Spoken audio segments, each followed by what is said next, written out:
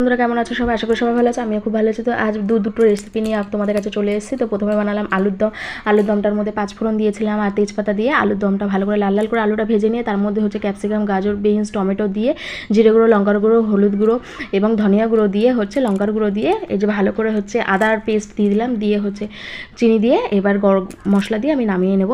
Ready আমাদের আলুর দম। এবার একটা কড়ার মধ্যে হচ্ছে কাজু, কিশমিশ, তেজপাতা ভেজে নিয়ে তার মধ্যে হচ্ছে ডাল দিয়ে দিলাম, মুগের ডাল দিয়ে ভালো করে নাড়াচাড়া করতে করতে দিয়ে দেবো হচ্ছে গোটা গরম মশলা দিয়ে দেওয়ার পরে ভেজে চাল ভেজানোটা দিয়ে দিলাম, চাল ভেজানো দেওয়ার পরে হচ্ছে লবণ দিয়ে দিলাম হলুদ দেওয়ার পরে আবারও একইভাবে নাড়াচাড়া করে দিয়ে দিলাম জলটা দিয়ে যেই ফুটে আসবে তখন আদা পেস্ট এবং হচ্ছে টমেটো আর কাঁচা লঙ্কা দিয়ে দেবো।